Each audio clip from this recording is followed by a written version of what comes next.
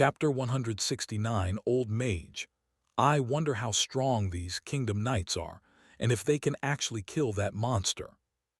Michael was naturally curious. Unfortunately, there was no one he could ask currently. Questions like the power system of the place he was in, the history, and so on were things that could easily make him suspicious. For now, he had to take it slow. And if those knights actually managed to take down that monster, Michael could only hope they left some materials for him to take into the real world and sell. It would be better if they left the tower building 1 and just took the monster. Evidently, even with millions in his account, Michael still prioritized profit over revenge. As several thoughts flashed through Michael's mind, he continued listening in on the conversations in the bar before heading out moments later when he felt he had heard enough and was already drawing attention as the only guy on his counter table who also didn't order any drinks. To be honest, Michael would have loved to order some. He saw the bar served warm milk plus meals with meat. But unfortunately, a millionaire on Aurora, a broke man in the land of origin, was what he was. Outside the bar, Michael entered a dark alley and flashed away from his location. A moment later, he appeared outside the settlement walls. In that short moment, Michael had run through the city, and aside from one feeling he got from the building in the settlement center, nobody else gave him a feeling of threat. This and the fact that there were also no other noteworthy establishments to enter again made him realize he needed to change his approach. Not only did he lack money, but he also lacked identity. This is going to be a problem. I need money if I want to integrate better into civilization. More importantly, an identity with some form of background I can use anywhere. But the issue is I don't even know where I am. The fact Michael also sensed a presence not any weaker than him, individually, also made him realize that this wasn't a place he could run tyrant in. And not that he planned to. However, it did make him know that there were at least people as strong as him in this place he found himself in, maybe as long as he didn't bring his strongest undead out. That youth mentioned something like an adventurer. Based on his following words, if I register in this guild, I assume is some form of organization almost everyone can join if they're capable. That should provide some form of identity for me, right? Michael seriously pondered his next step, and he felt this was most likely the part he'd end up taking. He came out of the settlement because he didn't see any need there, and as he didn't also have a place to stay, he figured it was best he came back outside. But what do I do now? At this point, Michael felt if he actually wanted to make actual progress in integrating into this world, he might need to interact with the people of this world in daytime and not nighttime. Just as Michael was falling deeper into thought, he suddenly sensed a presence and turned to look in a certain direction in the forest he was in. Oh, I didn't think you'd notice me even with my concealing magic. You're quite strong, boy. Who are you? From behind the cover of a tree came an old man whose back was slightly hunched, and he had a black staff that strangely had red, glowing vines on its body, with a small, slightly glowing dim orb on top of its end. The man had a white goatee and long white hair, and was dressed in a long, red robe that covered his body. A mage, Michael wondered. Though on the surface he looked calm, he was already on guard. The old mage's aura felt familiar. It was exactly the one he had felt in the middle of the settlement he was just in. "Who are you?" Michael asked calmly. "Oh, I should be asking this," the old man replied. "When I came to this town yesterday, I didn't feel an aura this strong. You can't blame me for thinking something suspicious is going on when I suddenly felt one this late at night, and one that seemed to be peeking around as well." As the old mage spoke, the smiling expression on his face slowly became serious. Michael could sense a huge amount of mana, no less than his own, coming from the other party, which made him serious as he gradually returned the action. managing to score an expression of surprise from the other party, which Michael caught. However, what surprised him was why the man, who suddenly seemed to be ready to fight, started to calm down. He doesn't want to risk fighting. Michael wondered, but he didn't bring his guard down. His hands were already stretched out a little, ready to summon Lucky at any given moment. Before the old mage spoke, Michael beat him to it. From the other party's previous words, he could tell where he had gone wrong. His intention of searching for information in the city had been too obvious. People weaker than him might not notice, but it was a different story for people with similar power or certain capabilities. I apologize, since it seems my intention has been misunderstood, which caused you to raise your guard. I mean no harm, Michael said. If your excellency says this, then I have no reason not to believe, the old mage replied. I hope you forgive this old man and don't blame him for his intention. I was assigned by the king to guard this place, and I'm not trying to be rude, sir, but your energy doesn't really give the best impression. The old man said with a bow, adding, I wonder which family of the empire your excellency is from. Are you also here for the Duke of Evermoon competition? For a moment, Michael was confused, but immediately he understood what was happening a second later. It seemed like someone had mistaken his identity. Surprisingly, the most powerful force in the empire, unlike what most commoners thought, wasn't the royal family. They were certainly among the most powerful, but if one was to take away their command over the subjects they ruled, they were only so powerful and, in fact, were weaker compared to some forces. One of such examples was the Adventurer Guild. Not only did it have its traces all around the empire, but it also had its traces beyond the empire. Then there were some families that also had powers that could compare to the empire's royal family and not lose out. These forces were so strong that some even had histories longer than the empire. And something that these forces were usually known for was their ability to birth monstrous geniuses or cultivate them. What Michael didn't know was that the old mage had mistaken him as one of these monstrous geniuses. This was not Aurora, though rare. There were hundreds of thousands of awakens just like Michael, but the land of origin, though which resembled a game, didn't give its native the ability to see the world as one. Michael's age and power gave the illusion that he was just monstrously talented. A grand mage below age 20. At first, the old mage had thought that Michael, due to his dark, eerie energy, was part of the demonic cults that had been growing rampant in recent years. But when the lad unleashed a good part of his mana, the mage was finally able to recognize Michael. This lad wasn't like those bastards. Instead, he just happened to have the extremely rare element of darkness. Unfortunately, it shared some certain similarities that one could misinterpret if they were not careful. After finally realizing the truth, the old mage then came to his senses after hearing Michael speak. Though his accent sounded weird, his power, which didn't match his age, the mage immediately realized that he was talking to someone important. And if there was the chance the person in front of him was also old but just looked young, then there was also nothing wrong in giving the other party respect. Having a strength of his level with the rare element of darkness was enough reason to give the other party respect.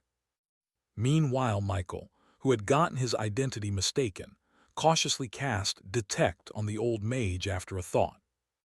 They did not seem to be extremely different in terms of equal strength, so the other party shouldn't notice his peeking. Fortunately, that had indeed been the case. Lionheart Kingdom Grand Mage, LV-29. Fucking. Michael was immediately shocked.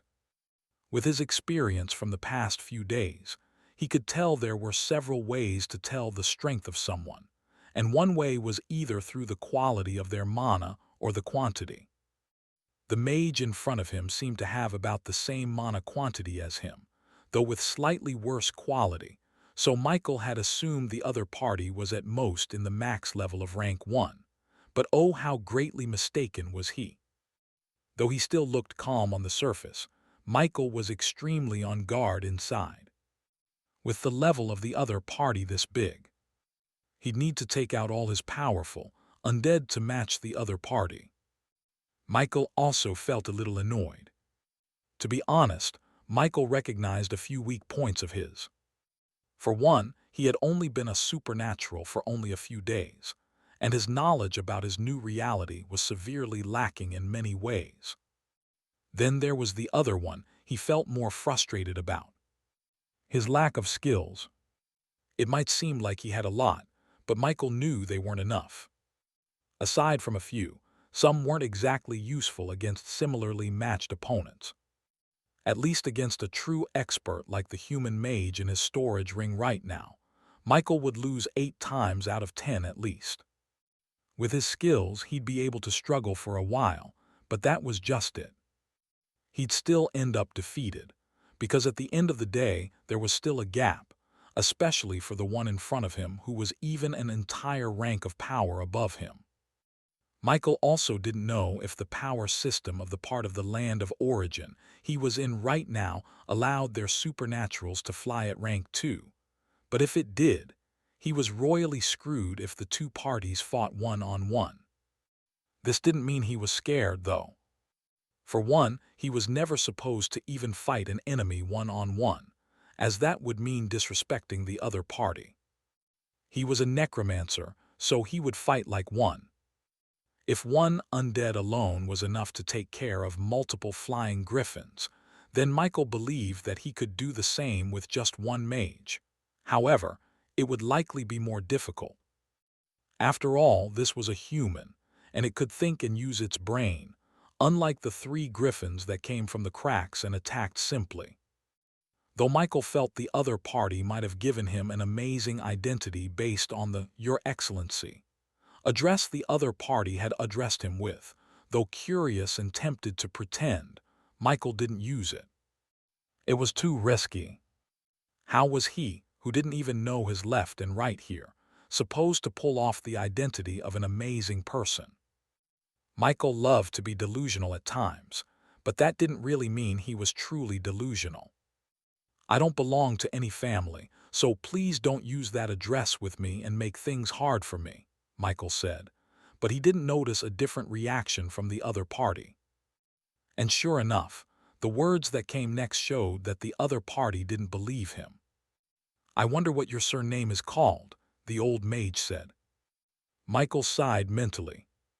He really didn't know what was going on, but since he had spoken the truth and the other party didn't want to believe him, then who was he to not ignorantly use this identity laid before him?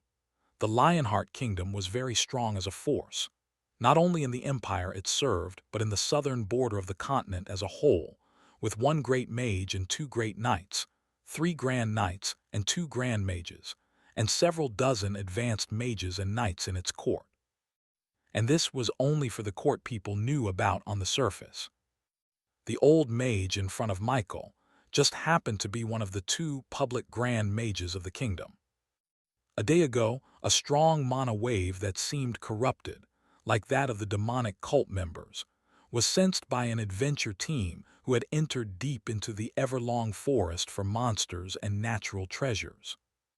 It's a rule in the kingdom that any sight of the demonic cult should be reported, and as there was a reward based on the significance of the report, most people loved reporting fast without hesitation. This was what happened. However, it was a little tragic, as the team of 5 adventurers had planned to investigate more, only to come back with a single member. The other 4 members were sacrificed, but due to the presence of evidence and the fact that even with 2 advanced knights in the team, they were still crushed, the kingdom officials that might have taken a little bit of time to confirm the news had it been reported by mouth immediately ran here. If a team with 2 advanced knights couldn't get back in one piece, then it was obvious a stronger team had to be selected, which was why there was a grand mage this far away from the kingdom capital. "I'm Mike." Michael gave out his name, at least part of it. So it's Sir Mike, I'm Grand Mage Lion. Michael's eyebrow raised slightly at the title the other party had given himself. One, it was either he was blowing his own horns, or two, he was really that important.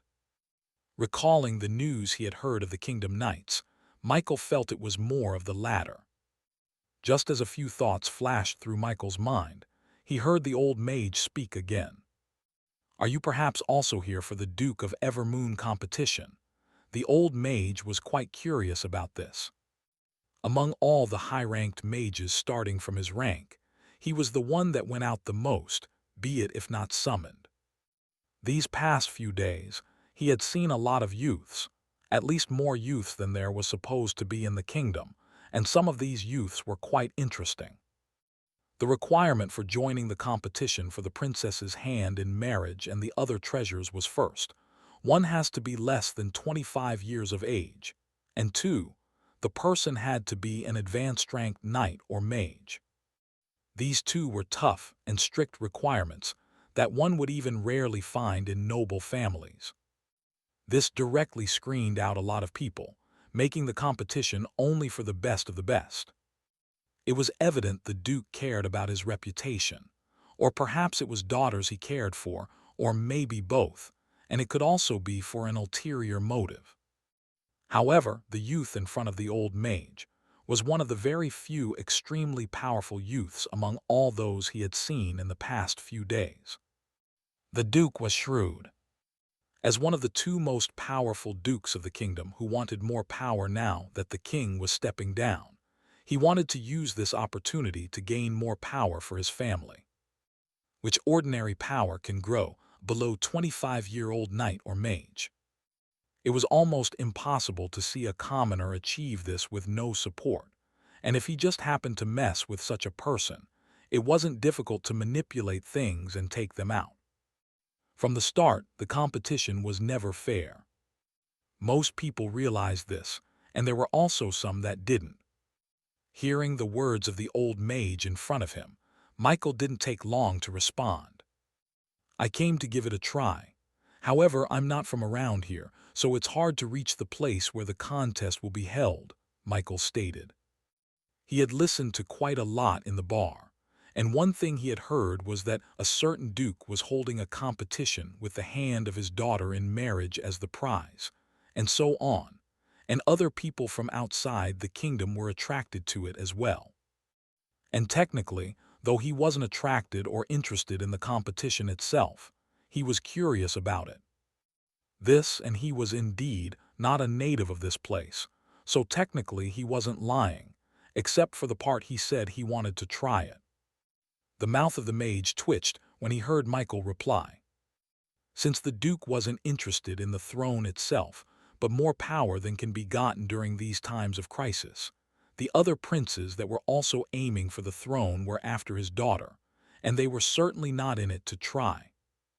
But after thinking about it for a while, the old mage felt it made sense. A 20-year-old grand mage. He had the arrogance to take the competition as fun. However, this young genius seemed to be a little slow about the ways of the world. Maybe this is his first real experience outside, the old mage thought. And technically, he wasn't wrong. Tonight was indeed Michael's first time exploring in the land of origin. At least in its civilization. Just as the two exchanged words between themselves, silence reigned for a moment. The old mage was about to say one last thing before leaving when suddenly, he and Michael turned to look in a certain direction. What's that? Michael thought, a slightly serious expression on his face, while the old mage not too far from him had an extremely serious expression. A distance away from them, they could sense the use of magic being cast in a chaotic manner. From afar, it also seemed like a mass of chaotic mana was rushing toward them. The old mage turned to look at Michael and spoke. His tone was grave and serious. "See you next time, Sir Mike. I'll be leaving first," said the mage. Immediately after speaking, Michael saw the mage raise a finger and stretch out his wand slightly. With a finger moving in the air as he drew a magic circle, Michael watched as a magic circle seemed to appear out of nowhere above the stretched wand. If it wasn't for the fact that Michael saw the veins on the body of the wand light up, he would have really thought those magic circles had appeared out of thin air. So it's possible to eliminate drawing magic circles with gestures. Michael didn't know if his suspicion was right despite what was happening in front of him. Even the human mage in his storage ring now, despite casting spells at an extremely fast pace, Michael was sure he had caught the other party using hand gestures for the spells. However, the old mage in front of him. For one, the mage was still using a hand, but on the other hand, the magic circles that appeared in midair formed faster than the blurring movements of the old mage's hand. Doesn't this mean that there's a chance that drawing magic circles by hand will not exist in the future? Then what will be the use of agility to a mage? Just to dodge. Michael felt his suspicion might be spot on. Perhaps at the start, agility did help in spell casting, but in later stages it contributed more to the survivability of a mage. Though mages dealt heavy damage, even the fast spell casting of the mage in front of him at his stage still took at least a second. A lot could happen in a second at a certain stage. Though several thoughts flashed through Michael's mind in an instant, his eyes never left the movements of the old mage. The moment the magic circles were cast, which was barely a second, they disintegrated into pieces and enveloped the old mage's body, coating him in some sort of aura. Immediately after this happened, the mage's body started to float, and after giving a glance, he levitated away into the sky in a flash. The sight gave Michael a shock. However, it also made him confused. The mages in this world can't fly naturally like they do in Aurora, Michael wondered. However, a second later, he cleared the thought from his head. The only flying supernatural he had encountered in the real world was Brian, whom he suspected was a king-rank cultivator. The other party's ease of flying didn't mean that supernaturals ranked below him could naturally do the same. He still needed to see more supernaturals in the real world to understand their power system better. The methods used to gain power and cultivate in the real world were said to have come from the land of origin, but it seemed those methods were probably not applicable, at least not in the region Michael currently was. That was not unexpected. The land of origin was vast, and it was said that there were several continents, each with their own practices and history. Two people could know themselves extremely well for years in the real world, yet be nowhere close to each other in the land of origin. At least, that's what Michael had read in the land of origin, but a part of him believed it to a certain extent. Seeing the old mage flash further and further away in the air from his location, Michael only thought for a brief moment before his curiosity took over. With the mindset of, "I'll just check it out and then leave," Michael ran after the mage, or rather, trailed behind the old mage as they both headed in the direction of the mass of chaotic energy and magic. As he trailed behind the mage, Michael made sure to keep himself hidden and not blatantly expose himself. He didn't think this would escape the senses of the old mage, as he wasn't using any profound art to mask his presence.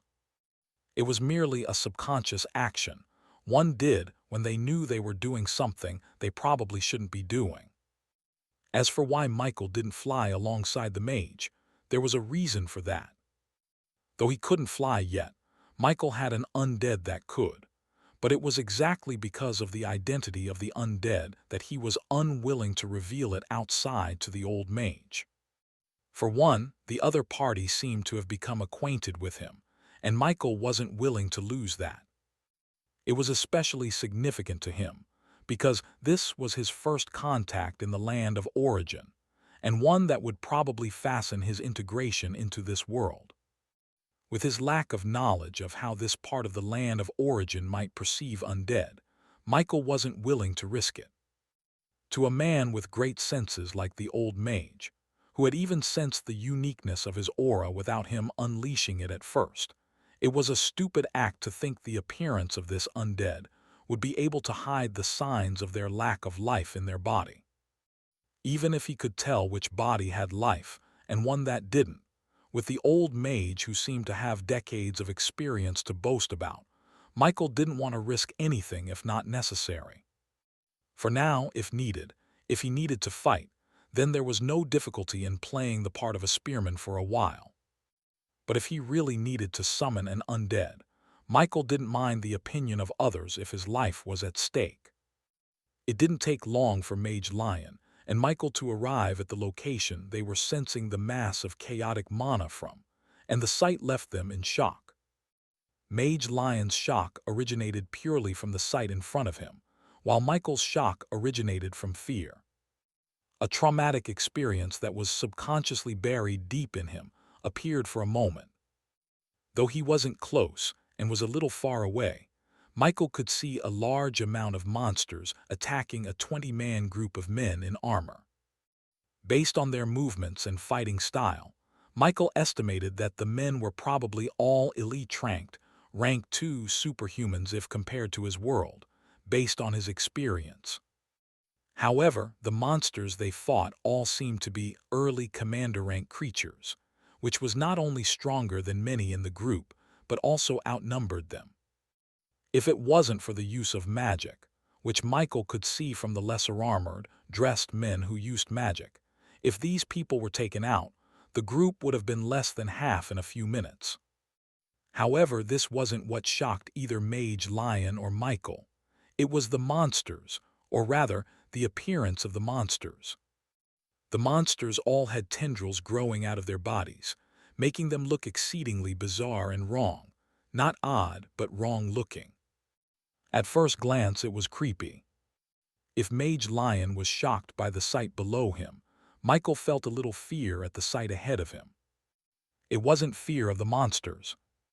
Though they looked difficult to handle, if Michael was left alone with them with his undead, he didn't think it would take long to clear them off. What made him feel fear was the tendrils growing out of the monsters' bodies. It immediately reminded him of the monster that had almost taken his life in the Black Tower in the ruins that served as his initial location in the land of origin. As Michael watched the scene from afar, he saw Mage Lion in the air start emitting a huge amount of mana from his body. Immediately, Michael could tell the other party was about to cast a spell, and not any weak one. Several magical circles appeared in midair around the old mage in the sky. For a moment, Michael thought the construction of the magic circles felt a bit familiar, and it was just as he thought when he saw the effect of the magic circles when they were activated. Fire Spear Descend. A low roar echoed in the surrounding area, and Michael watched as rows of fire in the shape of spears fell on the monsters below. Soon what followed was the sound of explosions, powerful. That was the only word Michael could use to describe Mage Lion's display of magic. He had seen Fire Spear before from his undead mage, but that one could only conjure 2 at most. In contrast, Mage Lion summoned several with ease. His mastery level must be advanced, maybe even close to perfect, Michael speculated. He wasn't entirely sure what perfect mastery looked like, as he had never witnessed it himself. However, it was said that at perfect mastery, a spell underwent a transformation, significantly enhancing its effects. While Mage Lion's magic was undoubtedly skillful, it lacked that transformative quality, leading Michael to believe it was at the advanced level. That or the spell itself was of such a high grade that it appeared to be mastered at a higher level than it actually was. With such power, wiping out weaker monsters was effortless for Mage Lion, no matter how many there were. However, his magic took a toll on the forest, leaving destruction in its wake. As Mage Lion slowly descended from the air, Michael hesitated for a moment before stepping out of hiding. The mage turned to look at him, but quickly shifted his gaze away. There was no hostility in his expression, which gave Michael some relief and the confidence to approach. Initially, he had planned to keep to himself after satisfying his curiosity, but the sight of those familiar black tentacles on the slain monsters unsettled him. It made him uneasy. He had no concrete evidence, but he was almost certain they were connected to that monster. Had he unknowingly unleashed something very dangerous? Even though he had been growing more self-conscious lately, it didn't mean he had abandoned his previous values. As he drew closer to the 20 knights, several of whom were barely standing, his sharp ears picked up on Mage Lion's conversation with one of them, a man who appeared to be their leader. "What happened here? Did you catch the monster that attacked the adventurer team? Was it the one responsible for all this?" Mage Lion questioned in rapid succession. The knight, struggling to remain upright, took a deep breath before speaking. "Lord Lion, we did see the monster, but it wasn't alone." His voice wavered, and before he could say more, his body gave out and he collapsed. Mage Lion frowned but didn't press him further. Instead, his gaze shifted to another knight, one who looked just as exhausted but was still standing. "You tell me what happened." "Yes, my lord," the knight answered. Though clearly drained, he had managed to catch his breath for a few seconds. Whether it was the brief respite or Mage Lion's more measured approach this time, the knight was able to recount everything that had transpired. Michael, now standing in plain view of the 20 knights, listened intently. Some of them regarded him warily, but none acted against him, likely because Mage Lion had shown no sign of disapproval at his presence. Aside from using Detect on the knights, Michael paid them little attention and instead focused on Mage Lion's conversation. The knights' levels ranged from 16 to 19, with the first knight Mage Lion had spoken to being level 22. By checking their names with Detect, Michael confirmed that the first knight was indeed the leader of the group. No, there hadn't been just 20 men. Originally, they were a force of 50. The 20 present were merely the survivors. According to the second knight, their mission had been to hunt down a special monster, one powerful enough to warrant dispatching a team from the capital. It was a threat beyond what most people could handle, and their journey had taken them this far from the kingdom's heart in pursuit of it. The Everlong Forest was a unique location in the Lionheart Kingdom. For one, no one had ever seen its end, or rather, only those at the level of a Grand Mage or Grand Knight might have. Only individuals of such strength would dare to venture deep into its unknown depths. However, it was precisely because of this mystery that the forest was well known among adventurers. Powerful monsters were not rare within its depths, and the deeper one went, the stronger they became. Those confident in their strength, or those seeking the treasures hidden within the bodies of these beasts, often ventured into the forest, making it a prime destination for the bold and ambitious. Despite its allure, the entrance near Blackstone Town remained largely unpopular. The town's remote and underdeveloped location did little to attract adventurers, especially since the Everlong Forest stretched far and wide, with multiple points of entry across the kingdom. With no special features to set it apart, Blackstone Town was often overlooked. Not wanting to linger in this backward town after living in the capital for so long, the 50 knights, confident in their strength, wasted no time and charged into the forest in search of their target. And they found it. A massive humanoid monster covered in writhing black tentacles. Even from a distance, the aura it exuded made their hearts tremble. It was worse than anything they had ever felt, even more terrifying than the presence of the Grand Mages or Knights they had encountered before. Instinctively, they knew this was not a monster they could handle. Even the Grand Mage accompanying them wouldn't stand a chance. They decided to retreat. But before they could slip away, the monster turned. A single, piercing screech shattered their resolve. Dizziness overwhelmed them, but that wasn't the worst of it. What truly horrified them was when nearly a quarter of their own men suddenly screamed in agony and turned against them. Betrayal in their eyes, weapons drawn. Then, as if summoned by that terrible screech, monsters swarmed in from every direction, attacking relentlessly. By some stroke of luck, the massive creature itself did not move to attack them directly. Yet the chaos it had unleashed was enough to almost wipe them out. No, it would have wiped them out had the Grand Mage not arrived in time. Even so, the fact that the Kingdom Knights had managed to hold out for so long before help arrived spoke volumes about their strength. Michael and Mage Lion listened in silence, their expressions dark and serious as the second knight recounted the nightmare they had barely survived. Michael felt a storm of emotions, concern, fear, anxiety. He didn't know how long he lingered on each, but he felt them all. The monster doesn't even need to attack directly to cause devastation. And not only did it move from its original location, but it also seems to need bodies. Because if what the knight said is true, then every time one of them died, a monster would carry the corpse away. Wait! Michael and Mage Lion's eyes widened as realization struck them at the same time. If the monster's minions always retrieved the dead, didn't that mean it was still watching? Even from afar, it knew exactly what was happening here. The moment that thought clicked, a chilling screech pierced the air. Their hearts sank. Instinctively, they turned their gazes skyward, and their expressions darkened. A massive flock of creatures loomed above, blotting out the sky. The huge, black, tentacled monster was nowhere in sight, but that didn't bring even the slightest relief.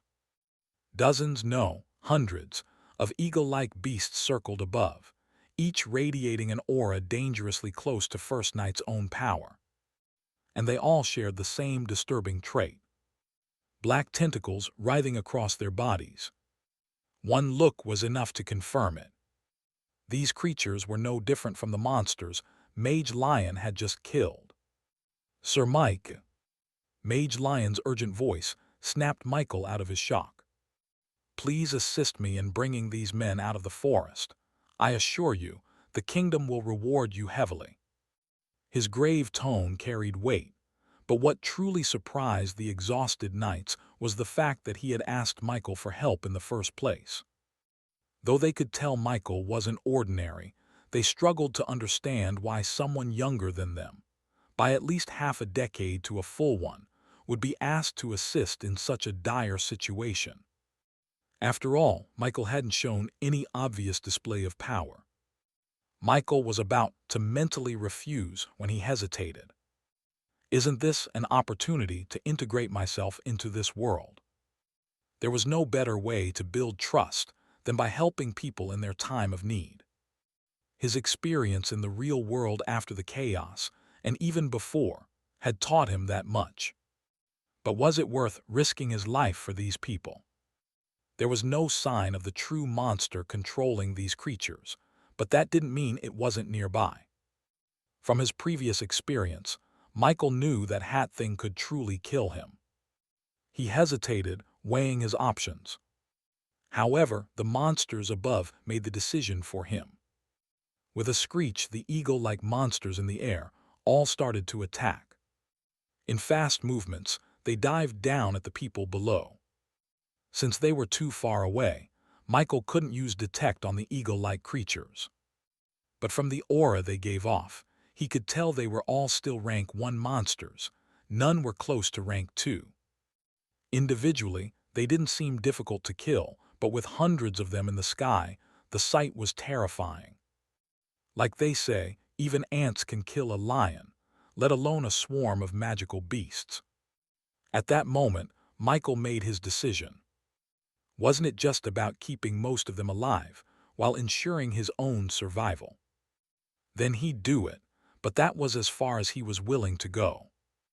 However, if he truly wanted to save these people, there was one thing he needed to do. And that was to summon part of his undead for assistance. Alone, he'd only be putting himself at risk. But with his undead, He wouldn't have to take direct action. Still, a question lingered. What would be the reaction of the people around him when they saw his undead? Michael only hesitated for a moment before making his decision. If their reaction was bad, it was better to find out now while he was still on the outskirts of civilization rather than later, when he was deep inside it. If he ever found himself surrounded by powerful figures and forced to use necromancy, which was forbidden in this region, then Michael knew he'd be looking at a permanent 10% reduction in his stats in the future. Since he had made the decision to show a bit more about himself while taking the effort to make this group of people feel something, at least even if it was just gratitude towards him, Michael went all out at the start and summoned Lucky, his strongest undead. A magic circle appeared in front of Michael, and the huge appearance of Lucky emerged from it. Following its appearance, several huge green vines erupted from the ground, charging at the black eagles descending from the air. With the instructions given by its master upon summoning, Lucky made sure to avoid any harm reaching the group of people around it, including its master. The sudden appearance of the green vines erupting from the ground shocked the group of 20 knights who still had their consciousness, including Mage Lion. Immediately, they all turned to look at Michael's location. No, rather, they all turned to stare at the monster closer to Michael, whose presence made their hearts squeeze in fear. Mage Lion, who had worn an expression of extreme seriousness on his face earlier, now had it replaced with shock. As the Grand Mage of the kingdom, though he knew there were existences stronger than him in this world, like the great knights and mages of the kingdom, he had never considered himself weak. Or rather, only a few beings were capable of making him feel weak. However, he never thought that he would encounter such an existence again. When he had called for help from Michael, it was because he had acknowledged him as someone with a certain level of power worthy of respect. At the very least, the fact that the young man could contain such power at his age was something to respect. However, even though Michael gave him the feeling that they could be equally matched in battle, Mage Lion still thought very highly of himself. After all, he was an individual who had lived for more than 150 years. The experience that came with several decades of battle wasn't something that talent could always override. However, now, in front of Mage Lion's very eyes, was the sight of someone he had barely considered an equal showing his fangs for the first time. An undead. No, he didn't have any other person with him before. This was the thought that ran through the minds of the more knowledgeable people around. Though Lucky gave them a feeling of immense strength, the ones with better sensitivity felt a heavy lack of life from its presence. It was dead. Creatures like this were called undead, and those who controlled them were called necromancers. In the kingdom and the empire as a whole, the use of undead was not banned, merely frowned upon, but necromancers were still discriminated against due to their nature. However, what all necromancers had in common was that they always kept their undead close. That was the issue. Michael had always been alone, so where did the undead come from? He's a summoner, was the second thought that ran through their minds. There was no better way to explain this, nor was there time to consider it, as they were all currently in the midst of danger. The first side to suffer a loss at the start were the monsters. The black eagles that were at the front were the first to die from Lucky's vines.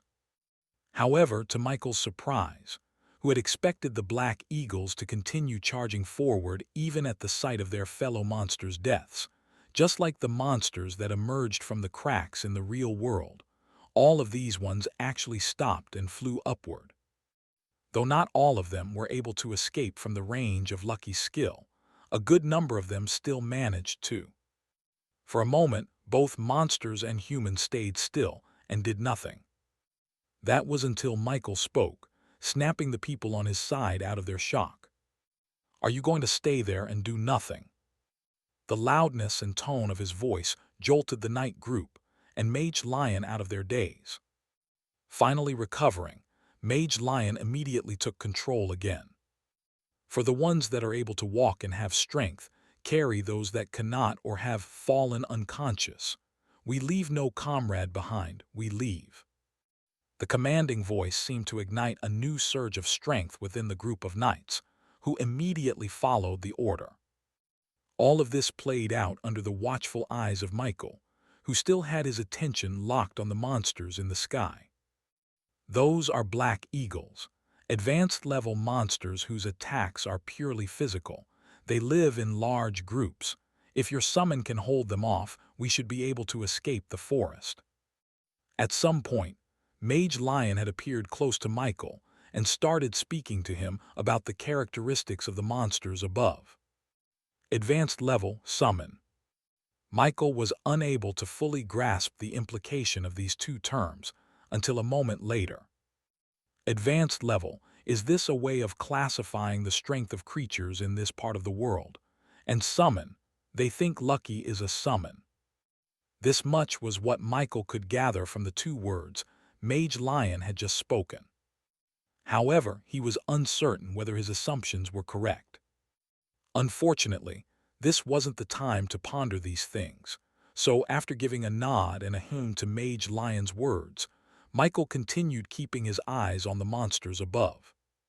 Strangely, after their first loss, the group of monsters didn't immediately attack.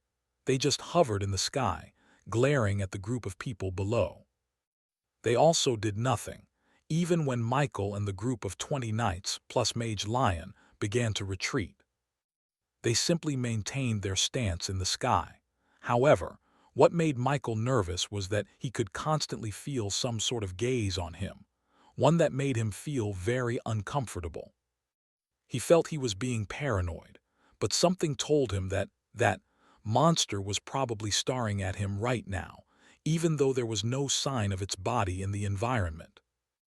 All of this made Michael want to leave the forest quickly.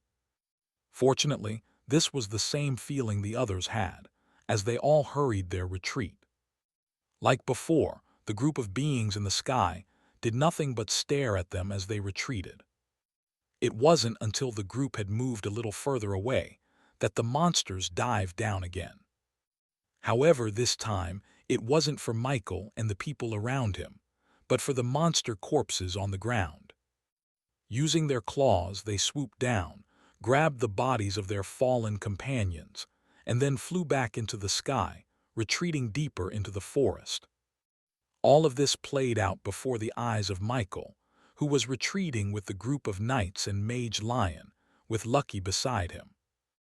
Though there was no evidence, Michael was certain these monsters were taking the bodies of their fallen companions to that monster.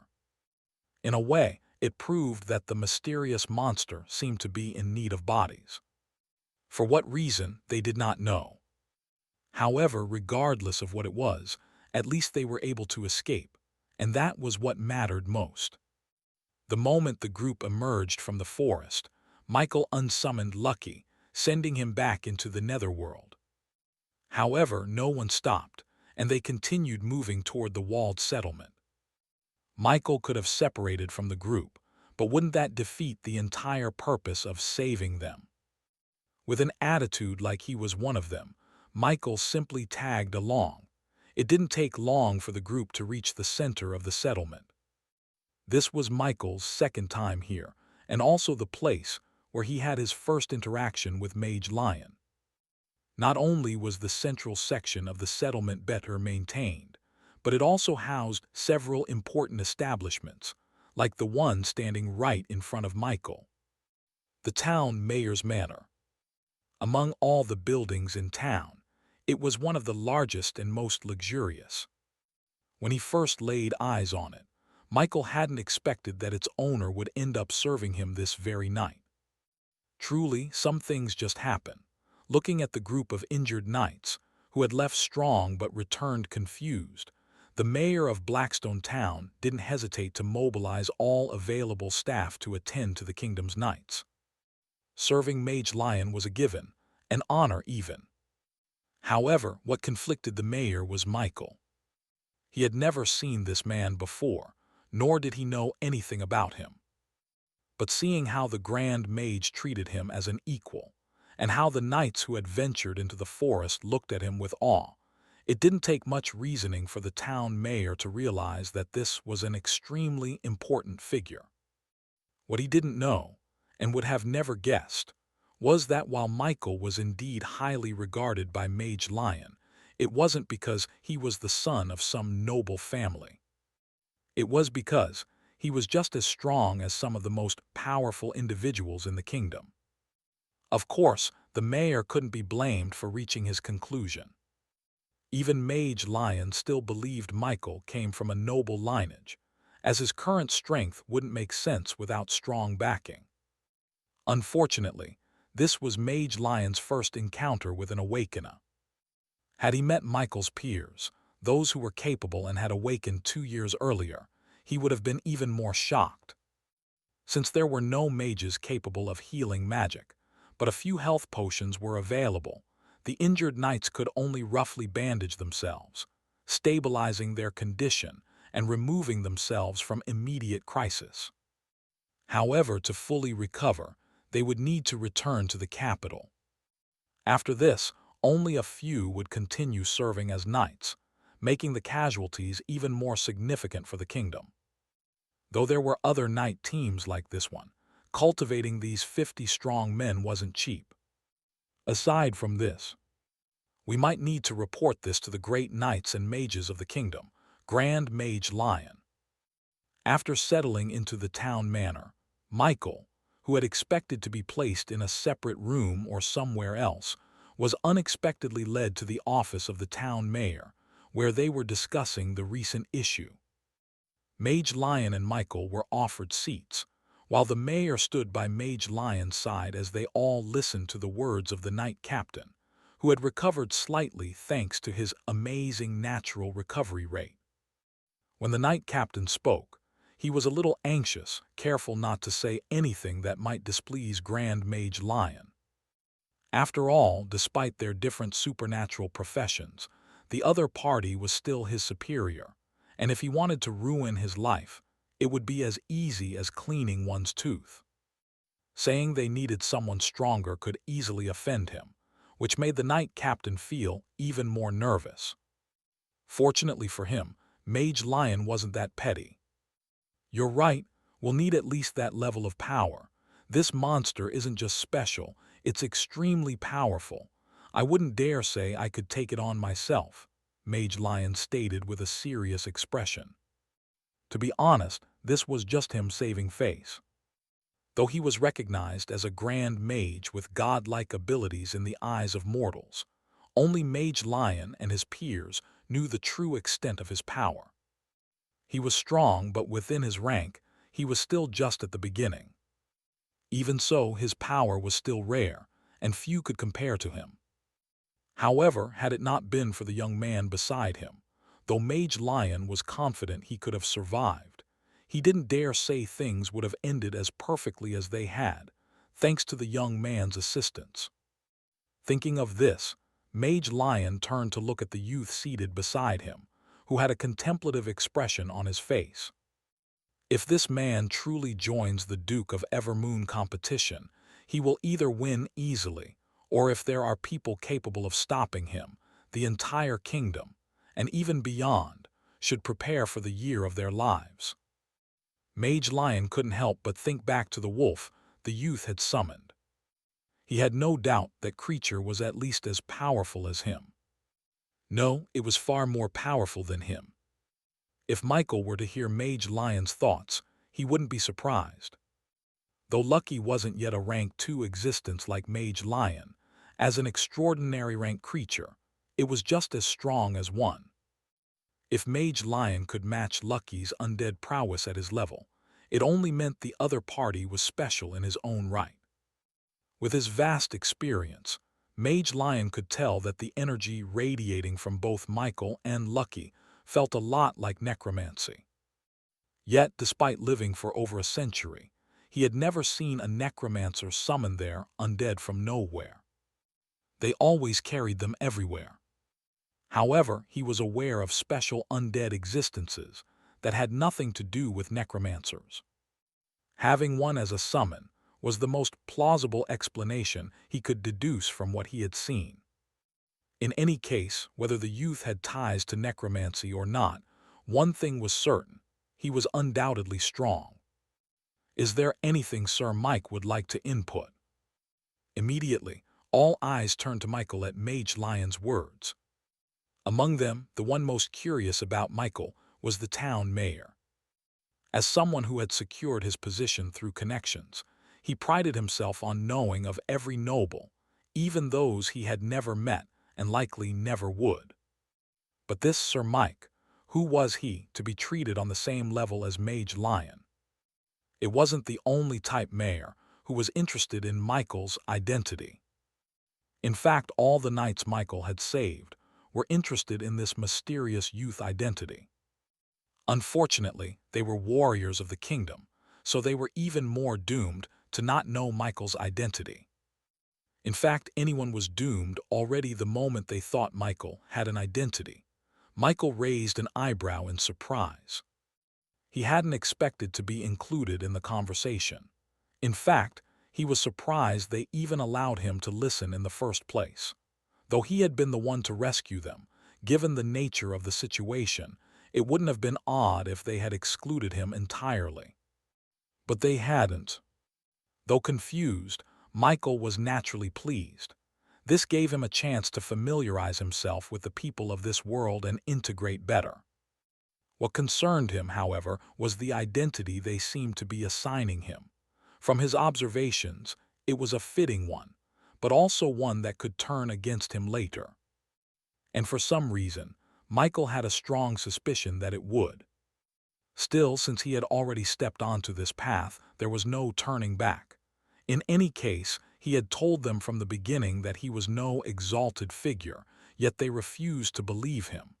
That wasn't his fault, was it? "Thank you for considering me," Michael said, his tone even. "But this is an important matter best left to those in charge." Mage Lion gave a short nod in response. He had expected this answer and wasn't surprised. Not that he would have been if Michael had chosen to speak, either. Given his role in the incident, it wasn't unreasonable to offer him a voice in the discussion. Of course, listening was one thing. Whether they acted on his words was entirely up to them, the true subjects of the kingdom.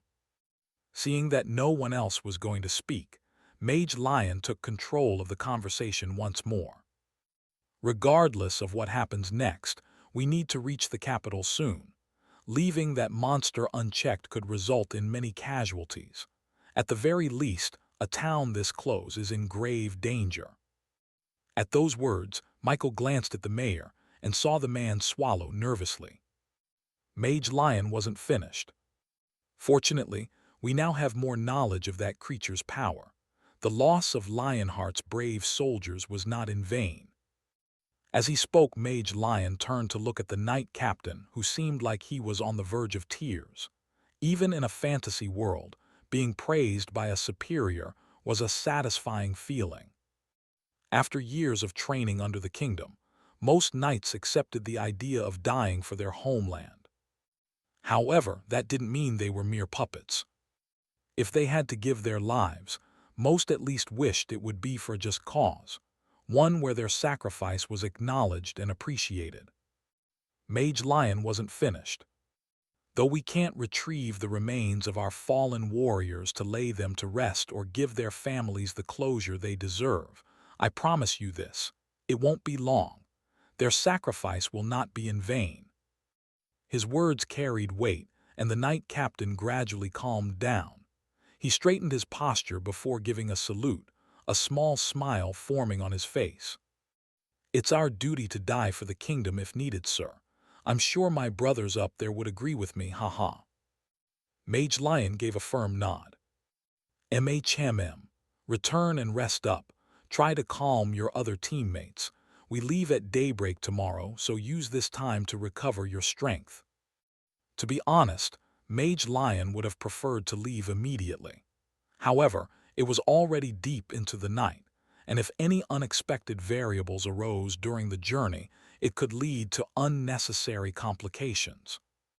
It was safer to rest, regain strength, and travel at first light. After dismissing the knight captain, Mage Lion turned to the mayor, who was now standing respectfully with his head slightly lowered. Grand Mage, the mayor hesitated as if unsure how to continue. Mage Lion cut him off before he could speak further. No need to say more. You're worried about the monster being too close to this town, aren't you? But there's no need for concern. That creature won't leave the forest, at least not anytime soon. Still, make sure to stay on guard. Truthfully, Mage Lion was merely speculating. For some reason, he felt like he had been bullshitting a lot tonight. However, based on his own observations and the knight's reports, the monster didn't seem interested in leaving the forest. Or perhaps, it couldn't leave the inner regions of the Everlong Forest. Whatever the case, it was good news, not just for him, since he had no confidence in confronting that creature, but also for the townspeople. That said, there was no guarantee the monster wouldn't leave the forest eventually. There was also the possibility that it might send its minions to attack instead. Either way, staying vigilant was the only logical course of action. The mayor, knowing there was little he could do about the situation, could only nod in acceptance. With the conversation at an end, he offered to escort both Mage Lion and Michael to their rooms for the night. Michael didn't refuse. Unless he wanted to head back into the forest, which he definitely didn't, staying within the mayor's residence was the best option. There were several strong individuals stationed there, making it a much safer place to rest. As for his undead left behind in the forest, Michael planned to resolve that issue during daybreak in the land of origin. For now, he had no intention of heading out into the night, even if his vision far surpassed that of regular people. Upon entering the room assigned to him and thanking the mayor, who repeatedly insisted it was his honor, Michael closed the door. The room was one of the many guest chambers in the mayor's residence. Given the mayor's status, anyone allowed to stay under his roof had to be someone of importance, and the room's design reflected that. The bed was far wider than anything Michael had back in the real world, though its comfort level remained unknown. However, he didn't immediately lie down, perhaps because of his current, dirtied appearance or for some other reason. Instead, he opted to sit on the chair in the room, gathering his thoughts as he recounted the events of the last few hours. For one, he was finally in a civilized settlement within the land of origin. No more barbarian-style survival for him. However, his biggest obstacle now was his lack of knowledge. The absence of a language barrier wasn't enough to integrate seamlessly into this world, but fortunately, it seemed he was on the right path. Then there was the monster deep within the forest. Though Michael hadn't faced it one-on-one yet, and had no desire to, given his current strength, he was almost certain that the creature responsible for the deaths of the night squad was the same entity he had encountered in that ruin. It seems I've unleashed something terrible, but at least we can confirm a few things about it. He began listing what he knew so far. 1. It was a massive creature, tainted with the same eerie tentacles he had seen on the controlled monsters. 2. It had the ability to control monsters. No, not just monsters, but also humans. And this control wasn't just a means of manipulation. It also appeared to be one of its primary ways of killing. Then came the real questions. What exactly is it? What was its history, and what connection did it have to that ruin? What are the limits of its mental control? How powerful did someone need to be to resist it? And just how many creatures could it control at once? Michael recalled his first encounter with the controlled beast, and then the hundreds of monsters floating in the air under its influence.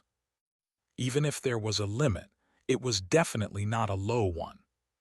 For someone like Mage Lion, these two questions were crucial. one because of his duty to the kingdom, and the other because of the potential threat to its people. For Michael, it was far more personal. Then there was another question. Can that monster leave the forest? For Mage Lion, the answer determined whether the nearby settlements would suffer catastrophic losses. For Michael, unlike the apocalypse in the outside world, something beyond his control, this disaster was entirely his doing. To a significant extent, he was responsible for the deaths caused by this creature. After all, it wouldn't have been released from the tower if not for him. Michael felt a sense of responsibility and a pang of guilt. Aside from his personal issues with the monster, he wanted it dealt with as soon as possible. If only I could know that monster's level without having to risk my life. Knowing its strength would give him a much-needed advantage. For one, it would allow him to prepare more thoroughly, minimizing any potential gaps in his plan. But beyond that, another thought had struck him back in the mayor's office, one that could provide him with a surefire way to have more strength. His talent's evolution ability was directly tied to the strength of the creatures he evolved. The stronger a creature was before evolving, the more significant the transformation. Michael had a theory. What if he evolved creatures only at their peak of their potential? For example, he could take a goblin, something he could summon and dismiss at will, and evolve it into a hobgoblin. Then, by raising it to level 14, the upper limit for common rank creatures, he could evolve it again into a rare rank being. That alone might push it to the limits of a 1-star rare rank creature. Another evolution after that, and Michael was almost certain it would reach the mid-stages of rank 2. If he repeated the process, evolving the creature again, it could potentially push it to the very peak of rank 2. Michael couldn't help but feel that he had been using his talent inefficiently. But then again, he was still learning. It was only natural that he'd take time to grasp its full potential. At least this method seemed far more cost-effective than trying to evolve Lucky, which required a staggering 625 evolution points. He had no idea how long it would take to accumulate that amount. If I don't see any changes when I try to evolve one of my human undead soon, since I'll be reaching 100 evolution points in a few hours, I'll test this method instead. His mind buzzed. There were so many possibilities, but evolution points were always in short supply. If only I had treasures to increase my soul quality. Advancing ranks was said to bring drastic transformations, and from rank 2 onward, each breakthrough was supposedly more significant than the last. When I next visit the forum, I'll check for posts about the changes at rank 2. Even if I can only find scraps of information due to member-level restrictions, anything is better than nothing. It would be even better if I could find specialized info on necromancers. Though he was still a newbie, experience was slowly molding him into something more. Michael organized his thoughts and planned out his next steps for the next few hours. Once he was done, he noticed it was time to return to the real world. There was nothing left for him to do here except wait, which he considered a waste of time. Summoning 2 undead orcs by his side, Michael reconnected his consciousness back to his original body in Aurora. A moment later, his eyes opened in a dimly lit room. It's morning already, Michael noted. He had arrived at the land of origin in the dead of night, and after everything that had happened over the past several hours, it was only natural that Aurora, being nearly 4 hours ahead, was already seeing its dark skies lighten. Looking out through the open window at the slowly brightening horizon, Michael dismissed the undead in his room back to the netherworld. He stood up and made his way to the window, gazing at the scene beyond. The silence in the air almost made one mistake it for peace and quiet. But looking at the collapsed buildings and ruined roads outside, Michael couldn't help but think back to the events of the previous day. Feeling energized and unwilling to simply stay idle, Michael considered his options. He planned to visit the Supers Association today to speak with Brian, but it was still too early. Morning visits weren't an issue. He still intended to go as soon as possible, given that he had things to do in the land of origin. But there was a difference between showing up a little after 7 and arriving at 8, 9, or 10. In fact, he wasn't even sure he'd catch Brian at 10, let alone earlier. Not wanting to sit around, he quickly decided how to burn off some of his energy. Opening his window fully, Michael leapt out of his apartment, controlling his movements to land silently. Once on the ground, he turned back to glance at his apartment. A few of his undead were patrolling the area, but he paid them no mind. Crouching down, he gathered strength in his legs and propelled himself upward, landing smoothly on the roof of his building. Had a child seen him, they'd probably point in excitement and shout, "Mommy, look, it's Superman." Up on the rooftop, Michael took a brief glance at his surroundings before sitting on a concrete structure that resembled a box. He pulled out his phone, which he had taken before leaving his room. At first, he had planned to practice swordsmanship, but a different thought crossed his mind. For some reason, he found himself recalling the mages he had encountered in the past few hours. Though their strengths varied significantly, both the human mage and mage lion had demonstrated the full capabilities of magic users in their own ways. Spear training could be done at any time. For the first time in nearly a week since his awakening, Michael finally felt a genuine interest in trying out the methods of cultivation. He pulled out his phone and navigated to one of the first emails he had received from the association after his registration. The cultivation methods of a knight and a mage.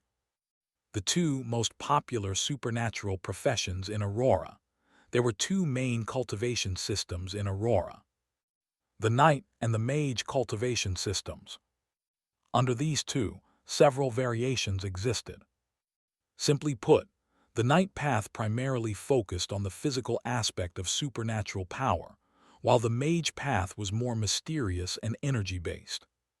There was a universal saying: all paths lead to the same end. This applied to the supernatural world as well. At the king rank stage, both knights and mages possessed similar means, with only a few variations in prowess. A king rank knight had a stronger body, while a king rank mage, though physically weaker, had far greater energy reserves. This didn't mean one was inherently stronger than the other. Each had its own strengths and weaknesses. The way of the mage system is indeed different. Compared to the knight system, which Michael was more familiar with, the mage system remained somewhat elusive to him, despite his own magic-based class. The apprentice stage, rank 1. For a knight, cultivation began with passively accumulating mana into the body through breathing techniques. As they lacked the ability to manipulate this mysterious energy directly at this stage, they focused on condensing a life seed. This life seed formed in the heart region, and the process of creating one led to the strengthening of the body as a result. Before officially becoming a knight, the movements and training forms that followed a knight breathing technique did little to guide their mana. However, once the life seed was established, it acted as a supernatural organ, just like the brain, serving as a focal point for all things magical. At this point, the previously ineffective movements now played a crucial role, helping channel the accumulated mana to open acupoints through the guidance of the life seed. Acupoints acted as the body's natural limits. The more acupoints a knight opened, the more mana they could draw into their body, just like a container expanding its capacity. The number, type, and location of acupoints opened directly influenced a knight's strength. Some knights were stronger, some were faster, and others had more resilient bodies. The breathing technique a knight practiced also determined their elemental affinity. Michael understood all of this after he became an awakener. Before his awakening, His knowledge of such advanced supernatural concepts had been limited. These were topics that weren't studied at his level in school. However, after awakening and gaining access to the supernatural forum, he had frequently come across posts about knights, unintentionally and intentionally deepening his understanding. The life seed was the foundation of a knight's power. It was also the key reason some talented individuals could awaken as knights as their second class when they became awakened as an awakener. Imagine this. If you had an organ designed to unlock the limit on the body that had always been part of you since birth, after awakening it becomes insignificant because awakeners, after all, could simply level up and allocate stats to grow stronger. As an awakener, you no longer have the limit of an ordinary man. However, for those with a life seed before awakening, the ability to unlock acupoints remained, allowing them to function like an awakener while still utilizing their innate method of power accumulation. Though different from the traditional path, this still resulted in significant strength. This was also why awakeners couldn't light up a life seed again. Though the acupoints still existed within their bodies, an awakener no longer had a defined physical or magical limit. Instead, they became something akin to a forever unofficial apprentice knight, capable of passively absorbing mana to enhance their physical abilities, but unable to undergo the structured process of a true knight's cultivation. Without limits, the natural process of forming a life seed ceased to exist. Without a life seed, they also could not sense the location of these acupoints. This was the cultivation system of a knight, how they grew stronger, and why one could also obtain it as a second class after awakening. Then there was the mage cultivation system. Michael had later discovered that mages, like knights, could also be a second class obtained during an awakening ceremony. The difference was that, while mages didn't need to ignite a life seed before awakening, they possessed something else that could carry over, a naturally opened acupoint. This was why it was often said that every mage could have been an excellent knight. Though rare, some individuals were born with an extraordinary affinity for mana. They didn't need to reach a higher rank to manipulate or sense it. Their bodies instinctively gathered it from a young age. Through this passive cultivation, some lucky individuals naturally opened one of the most crucial acupoints. An elite knight, rank 2 knight, needed to advance to commander rank. For knights, this acupoint allowed them to interact with mana directly, and even cast spells like true mages. However, unlike knights, who opened acupoints that were spread throughout the body, a mage's defining acupoint was located in a far more delicate place, the brain. Mages naturally accumulated mana within their minds, but without a strong enough body and repeated advancements to reinforce their fragile internal organs, this made their path far more dangerous for others. Despite being as popular as the knight cultivation system, the number of people who originally started as mages was incredibly low. Even fewer knights ever switched to becoming mages after advancing to rank 3, as doing so meant abandoning their foundation entirely. Unless there was an exceptional reason, most wouldn't make the change.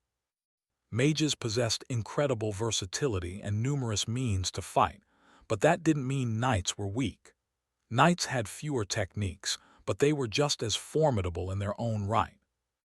The acupoint that defined a mage, unlike a knight who had to open multiple acupoints to progress, was just a single, unique acupoint. Not all acupoints were the same.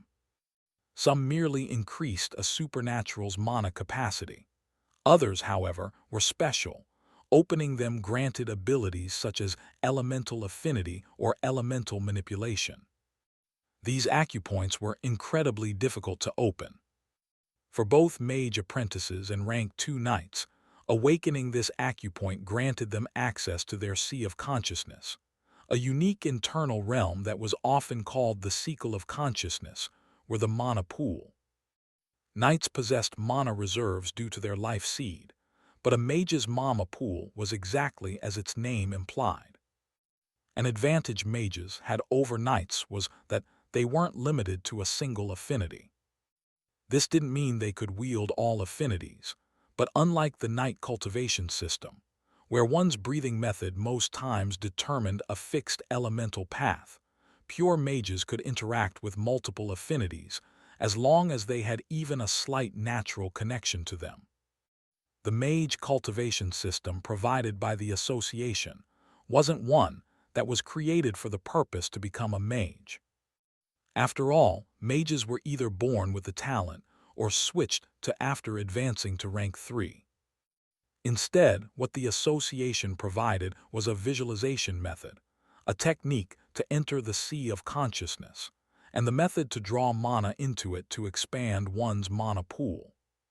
This tied into another reason why awakeners were considered special individuals. Even without opening the special acupoint, from the moment one awakens, the awakening of their sea of consciousness follows. This is also the reason why all awakeners can cast spells regardless of their class. It was clear that the association had modified the cultivation manuals they sent to awakeners. After all, most traditional cultivators had no use for this information. Michael's eyes lit up as he read further. It felt as if a new world had been opened to him. Suddenly, several things started making sense. After reading a bit more, he set his phone aside, a contemplative expression on his face. The Sea of Consciousness is a magical realm where a mage or rank 3 knight can absorb mana from the external world and to cast spells. In this space, as long as one's rank allows it, they can store spell models, pre-constructed spells that require no casting time. However, this method is highly mana-intensive, consuming reserves far faster than externally casting a spell using a bit of mana from the surrounding atmosphere. The more Michael organized his thoughts, the brighter his eyes became. Is this why awakeners only need a thought to activate a skill? Could it be that our skills actually exist within our sea of consciousness? Michael wasn't entirely sure about this theory. After all, he still needed hand movements to cast spells, unlike the instantaneous casting described in the email. Maybe I simply don't have any spell models in my sea of consciousness. Michael recalled how the Awaken a skill system functioned, how it always seemed to guide them. The instant casting described in the email reminded him of how spells worked in games. A single click and the spell appeared. Curious about his suspicion, Michael didn't immediately attempt to check his sea of consciousness. Instead, he pulled out his phone once again, navigated to the Supers Association forum, and typed something he hadn't searched for before. Is there a difference between skills and spells for awakeners? Is there a difference between skills and spells for awakeners? When Michael saw the search results, he wasn't too surprised. He had been slightly certain of his suspicion. As expected, directly seeking specific knowledge is far better than randomly gathering bits and pieces. This was one of the reasons he still saw the academy as a worthwhile goal, even if there was a high chance it didn't function exactly as its name implied. At the very least, he believed it provided structured knowledge about the supernatural world. Whatever its flaws, it had to be better than a public forum when it came to truly understanding the system. Skills are the external representation of a spell model. For traditional mages, this equates to a spell model that is not inscribed in their sea of consciousness. Spells, on the other hand, are the core spells of mages, the ones inscribed in their sea of consciousness that require no casting time. It is said that when an awakener successfully inscribes a spell model, a new section appears in their panel. However, unlike skills, these spells cannot have their mastery increased artificially with the power of an awakener. Their power depends mainly on the quality of the spell model, just like with traditional mages. Michael had always assumed skills and spells were the same. In a certain sense, he wasn't wrong, but he wasn't exactly right either. After reading more, he didn't end up favoring one over the other. Both had their own strengths and weaknesses. For one, skills could be influenced by an awakener's stats, allowing them to improve with their overall growth. However, spells were purely dependent on the quality of the spell model and the properties of the caster's mana. Then there was the biggest advantage spells had over skills: instantaneous casting.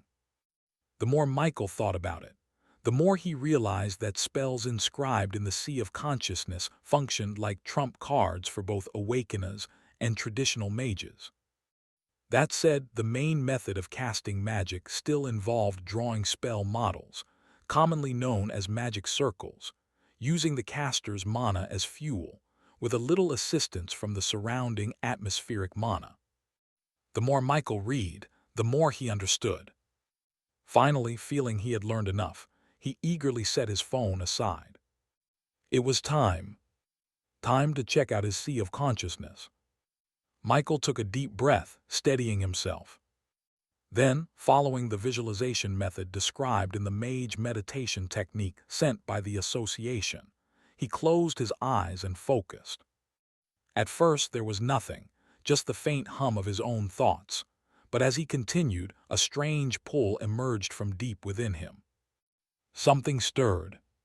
His consciousness felt as if it were drifting, sinking into an unseen depth.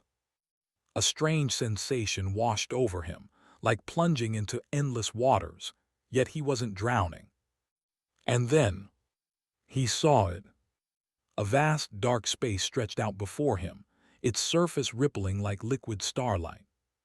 This is my Sea of Consciousness. Michael couldn't help but feel a sense of awe. The Sea of Consciousness was said to be the summary of a supernatural. With it, you could know what elements one had, and so on. Due to Michael's low membership level, he would have seen things like laws also being able to be inscribed in the Sea of Consciousness. However, even if he did see something like laws and was intrigued by it, if he wasn't given more access to more information, he'd never know what it was. My Sea of Consciousness is filled with darkness, and oh, this strangely solid liquid I'm standing on.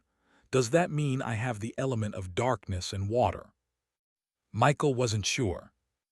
In the forum and in the meditation technique the association sent, it said that it was better for one to do proper, accurate testing for their affinity.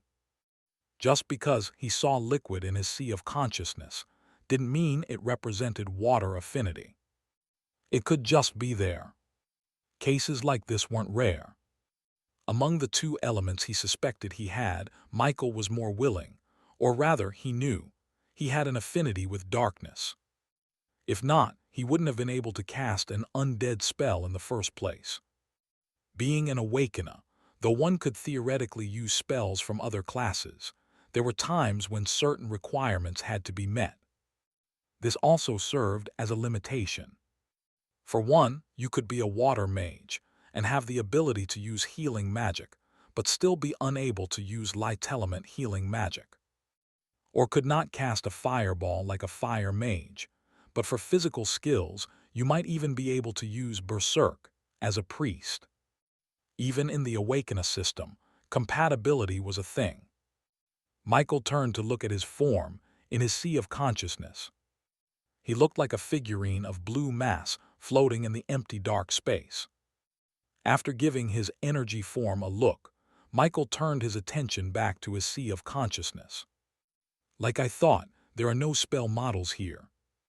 Michael had expected this, but wasn't too worried about the issue. Before he pulled his phone aside again, he had gone to the Super's online store to see if it was possible to buy the blueprints of spell models, and saw that he could. Though they were mostly basic, it was still something. After all, it wasn't only knights or awakeners in the forum. There were also mage apprentices, and above that needed resources and information.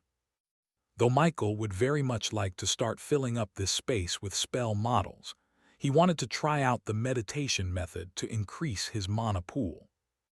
The one the association had given was a no-attribute meditation technique that, though slow in increasing the mana pool in the sea of consciousness, which in turn strengthened and enlarged it, was a steady way for any mage with any affinity to start with or use.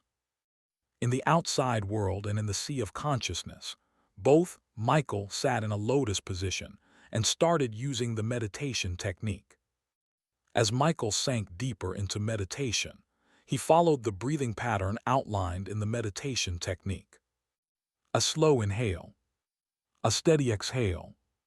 Again and again, he repeated the process, allowing his focus to drift entirely into his sea of consciousness. At first, there was nothing, just the same darkness and the strangely solid liquid beneath him. Then something changed. A subtle pull. Michael barely had time to register it before mana from the outside world began to flow toward him. It had no color, no form, just a formless, weightless force that slowly seeped into his sea of consciousness. The sensation was refreshing, like taking a deep breath of cool, crisp air after being in a stuffy room for too long. It wasn't overwhelming or forceful, but the speed of absorption was slightly faster than he expected. Michael's eyes, if he had any in this form, would have widened in mild surprise. This is different, he thought. The technique had described a gradual intake of mana, yet his body was naturally drawing it in at a slightly accelerated pace. It felt effortless, natural. As the mana merged into his sea of consciousness, he could sense a subtle shift, like a ripple expanding across a still pond. His sea of consciousness slightly more stable. Michael exhaled slowly, adjusting to the rhythm. Also, this difference in speed. It felt a bit faster than what was written in the meditation technique. Is it because of my strength?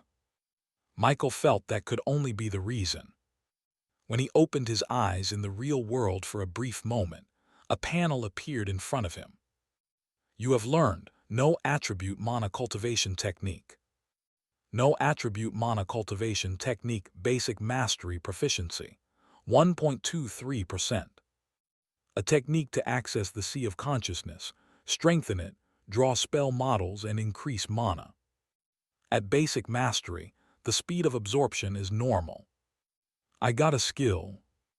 Michael was a little surprised, but after a moment of thought, he calmed down. It made sense. After this, I should try my night breathing technique again. It didn't matter if he was going to continue with magic. Having the skill was nice. As a few thoughts flashed through his mind, Michael returned to cultivation. He had just checked his intelligence stat and saw no difference. So he decided to cultivate a bit more and see how long it would take before he started seeing the effects. If it took too long, he just switched to attempting to inscribe a spell model in his sea of consciousness. Whatever it was, he wasn't a traditional mage after all. His mana pool was quite big. That was what Michael thought. But what he hadn't expected was that, in the pleasure of drawing mana into his sea of consciousness, he'd lose track of time. It wasn't until the sun laid its first grace upon the world, followed by the ding of a notification, that Michael finally pulled himself out of his cultivation state. The first thing his eyes met was a panel. Your intelligence has increased by 0.0001 point. Your intelligence has increased by 0.0001 points. The edge of Michael's lips twitched as he stared at the notification panel in front of him. He turned to check his status, but the panel didn't even bother adding the increase or showing any sign of such an increase. It was evident. The increase was way too low. I know it's a rankless meditation technique, but isn't this increase too low? Michael felt conflicted. He was happy that cultivation had indeed proven useful in increasing stats, but the increase was so small it almost made him shed a tear in pain. Just like spell models had ranks signifying their power and uniqueness, meditation techniques had ranks too. Among all ranks, one of the special ones was rankless, which either meant it wasn't qualified to have a rank or that it could be used at all ranks. It was clear which of the two the meditation technique from the association belonged to. I knew the association was a bunch of greedy people. He should have guessed it from the start. Since the rank wasn't mentioned in the meditation technique's content, Michael had figured it was a rankless technique. What he hadn't expected was for it to be the worst kind. He had thought the only thing he needed to buy when it came to magic was spell models. Now, it seemed like buying a high-rank meditation technique had to be added to the agenda. I can forget about getting it from the Supers Association due to my membership level, at least until I advance to rank 2. But with my mana pool continuing to grow, even after advancing to rank 2, I don't think even a master rank 4 in the Aurora cultivation system, technique will be able to increase my mana significantly in a stable yet slightly fast way. As for getting a king rank meditation technique, Michael didn't even consider it. He knew that after advancing to rank 2, it would take a long time to reach the next rank, so at that point, cultivation would be quite useful for him.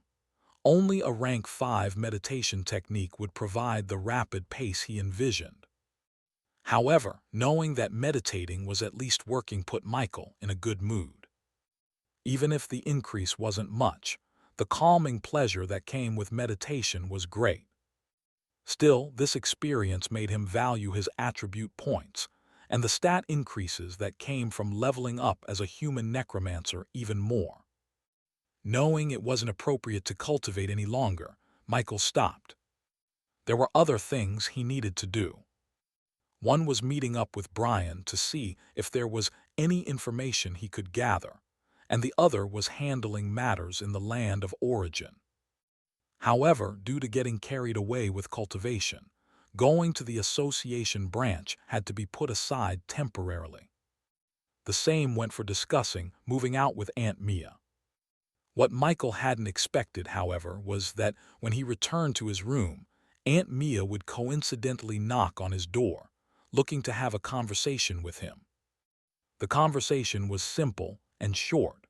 Perhaps it was because Aunt Mia sensed that Michael seemed in a rush to do something. She had come to discuss possible places they could move to and wanted to know if Michael had any specific requirements. Michael was more than happy to give his input. Not only did he trust Aunt Mia, but since he would still be the one choosing from the available options, it was better to leave the initial selection to someone like her. His requirements were quite simple: big city, big house, and so on. After saying what he had to say and sending Aunt Mia off with a few words, Michael excitedly closed the door to his room. He then went to sit on his chair and summoned the female undead he had previously summoned during his last visit to the land of origin. Giving the same command as before, he simultaneously used his senses to check on the other two undead in the house. Not bothering to check what they were doing or thinking about freshening up first, Michael connected his consciousness to his body in the land of origin. A moment later, a pair of green eyes opened. The immersion was seamless. Then, a knock sounded at the door of his room. "Come in," Michael said as he dismissed the undead in his room to the netherworld. He had already used his senses to check what was beyond the door.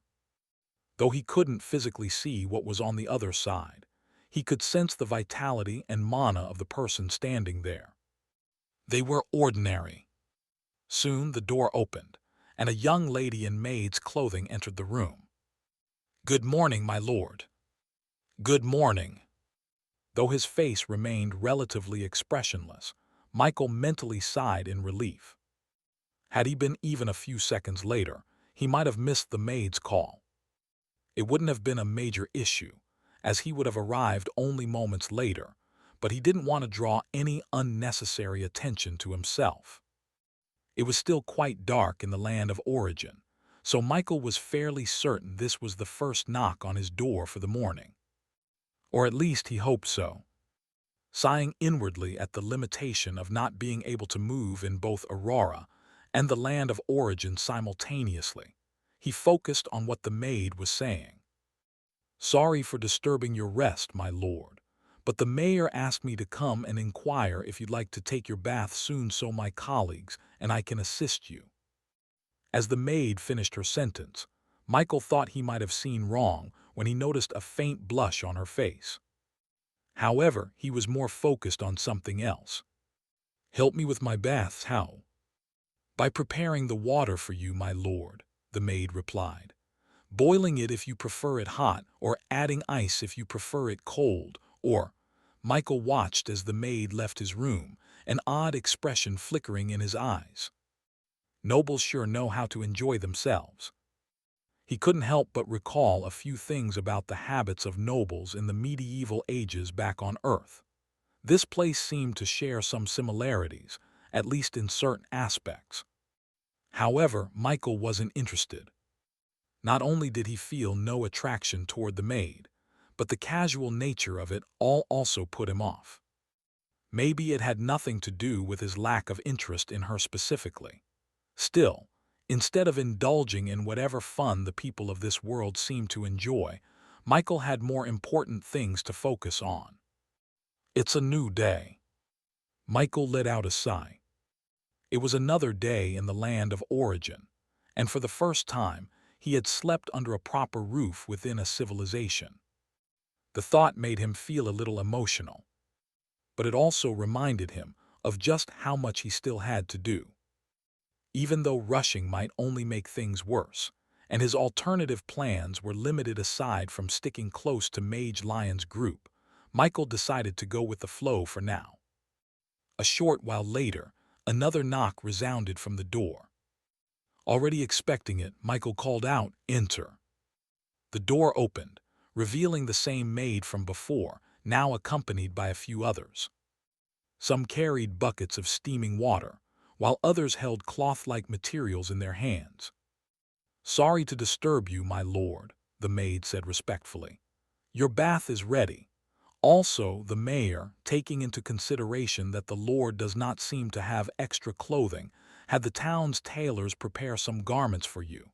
They should be close to your size based on the mayor's estimations. I hope the lord does not take offense at this. "No, it's okay," Michael replied. He was a little surprised, almost enough to show it on his face. The issue of clothing had been on his mind for a while. His plan had been to continue wearing his old outfit while figuring out how to acquire local attire. Successfully obtaining new clothes would mean he was making progress in integrating into this world. It would also imply he had money. After all, how else would he have gotten them? Fortunately, it seemed he wouldn't have to wait too long before switching out what he considered to be a cosplay outfit for something more authentic. The maids immediately got to work. They entered the bathroom attached to Michael's room. Since this was one of the VIP rooms, it had a wooden tub. The design and structure took Michael slightly by surprise, but it was functional. He refused the maid's offer to assist with bathing, and after ensuring his privacy, sank into the warm water of the tub. "This feels comfortable." After a week in this world, Michael finally had his first proper bath. Even with his physique, so tough that even molten iron wouldn't harm him, the warmth of the water seeped into his pores, relaxing his body. For the first time in a while, he felt truly at ease. Knowing that the maids would return later to clean the room, especially since he had even given them a specific time, Michael didn't let himself sink too deeply into the pleasure of bathing. Instead, he focused on quickly washing himself with what was available. Surprisingly, bar soap was already a thing in these parts, which pleased Michael in many ways. Still, he couldn't help but wonder if it was the invention of a native in the land of origin or the work of someone like him, an awakened from another realm. After cleaning himself thoroughly, he changed into the new clothes the town mayor had provided. Just as the maid had said, the fit wasn't too far off, which impressed Michael. It was a black robe paired with black pants. The fabric's texture and refined appearance made him suspect they were somewhat valuable. Looking at the mirror in the room, Michael couldn't help but admire himself. His hair had grown slightly longer and was a little messy, but instead of making him look unkempt, it added a subtle wild charm. And then there were his green eyes. They were dim, as if they absorbed light like an abyss, yet at the same time they were the brightest thing in the world. Even with a single, fleeting glance, they left an impression that was impossible to forget. As for his previous clothes, Michael thought about it for a moment before deciding to let the manor staff take care of them instead. He didn't want to reveal the existence of his storage space or draw any suspicious gazes. Besides, he also wanted to dispose of the clothes themselves.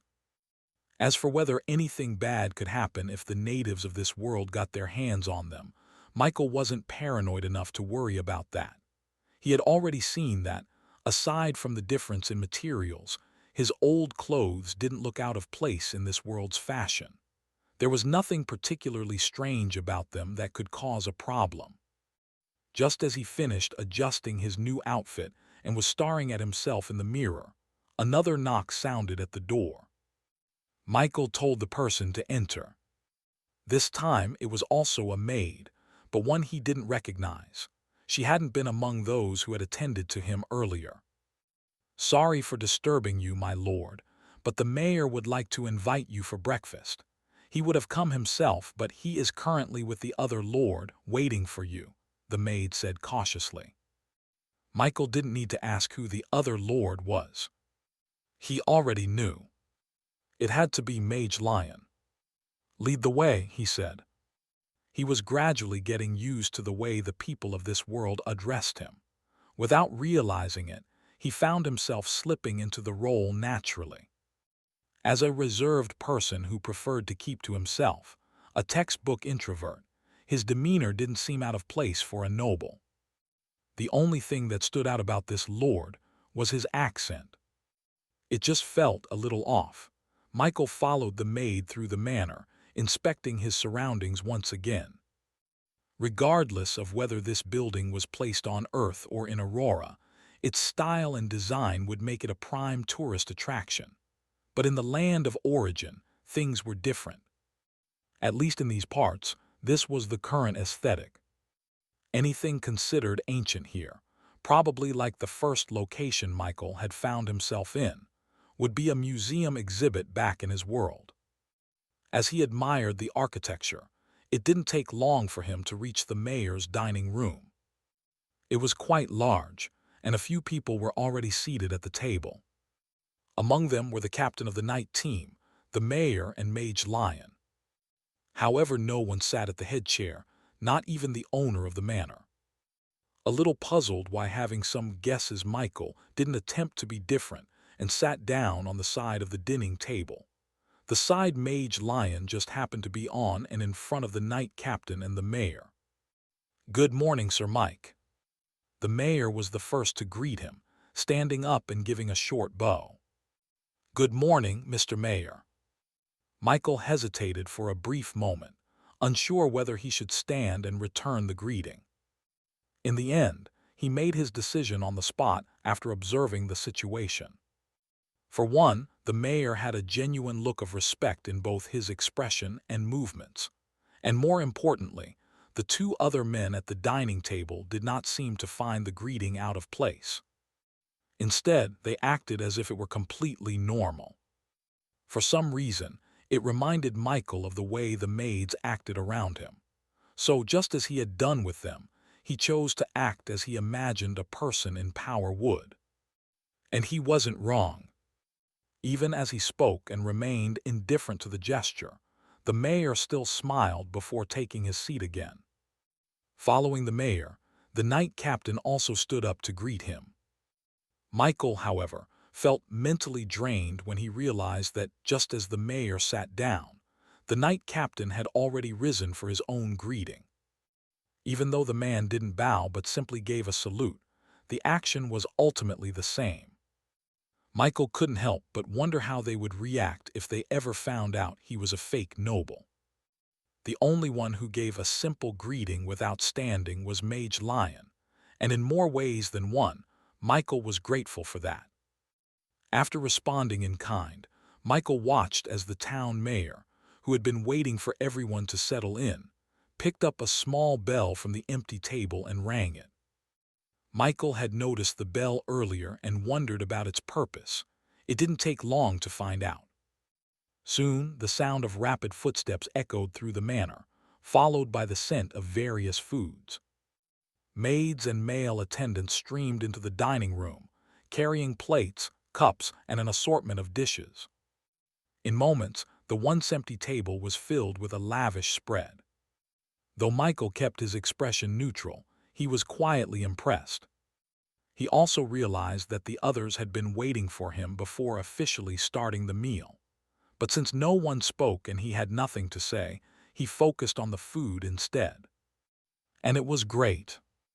That wasn't to say it was the best meal he'd ever had.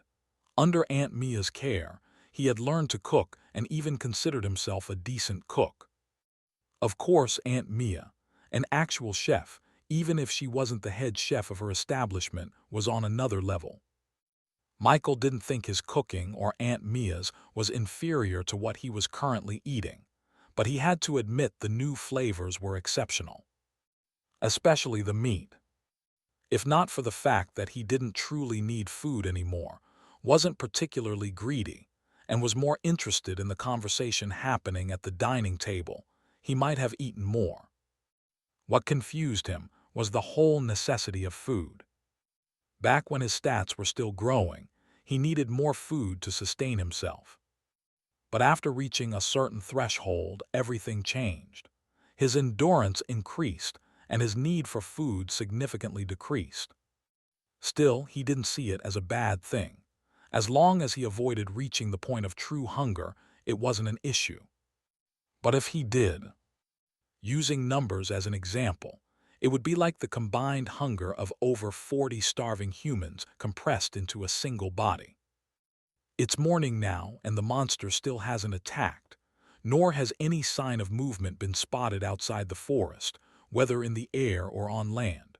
So, I think it's safe to say the creature isn't planning to leave anytime soon. What remains uncertain is how long that will last, and whether it has other plans. This was the current discussion at the dining table among the four men.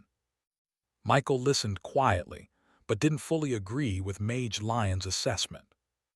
The night before, he had flown over the entire town, yet remained undetected.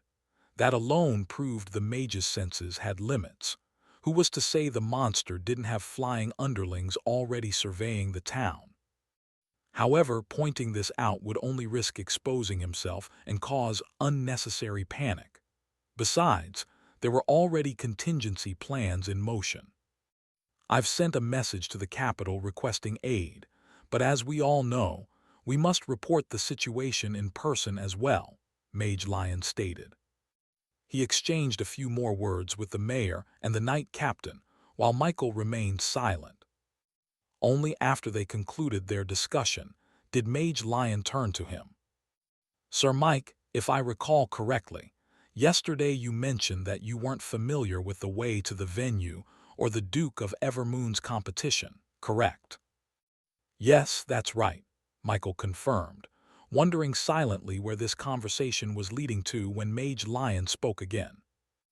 Then why not travel with us?